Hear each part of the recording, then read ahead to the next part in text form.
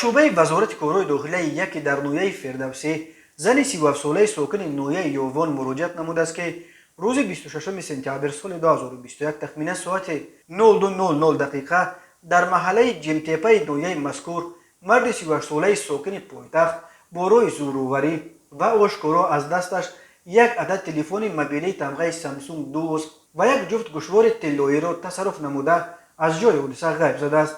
گمان شونده از جانب کارمندان ملیت دستگیر گردیده از روی این حادثه تفتیشات ادامه دارد.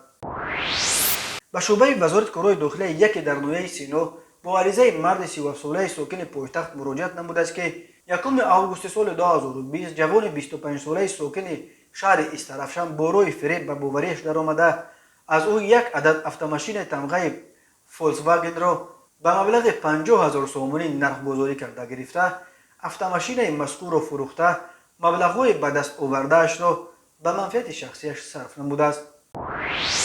کمیته ایالت‌های فوق‌العاده تاجیکستان خبر داد که روز 28 سپتامبر ساعت 12:02 دقیقه نوبتدار شعبه دوم کارهای داخلی نویه سینا به نوبتدار فوری ریاست کمیته ایالت‌های فوق‌العاده در شهر دوشنبه خبر داد که در خانه یک ساکن نویه سینا محکم شده است و صاحب خانه به صداها پاسخ نمیدهد. دسته مخصوص زودعمل نجات ریاست به جای حادثه سفربر شده ساعت 12:57 در خانه را گشوده ولی در داخل خانه جسد صاحب خانه پیرزنی به تخمین 60 ساله را که الکی جان داده بود پیدا کردند. کارمندان کمیته ایالت‌های فوق‌العاده جسد پیرزن را برای تشخیص و تحقیق علت‌های مرگ او به مقامات دخلدار سپردند. جزئیات بیشتر درباره صاحب خانه دسترس نیست. کمیته ایالت‌های فوق‌العاده همچنین خبر داد که کارمندان ریاستش در دوشنبه در باز یک خانه را در کوچه سینا باز کردند.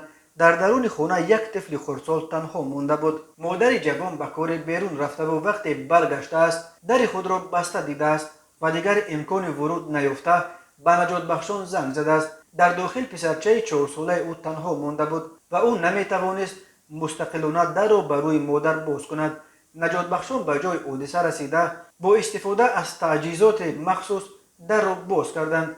گفته می شود کودک سالم بود و به یاری طبی نیاز نداشت، اما امدادگران فرصت را در صحبت با مادر طفل گذرانیدند و برایش فهماندند که بی‌نظارت و تنها ماندن طفل چه پیامدهایی دارد.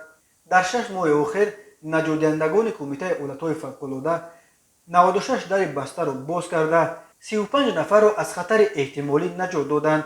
در 5 مورد از درون خانه‌های در بسته جسدهای صاحبان آن خانه‌ها را پیدا کردند.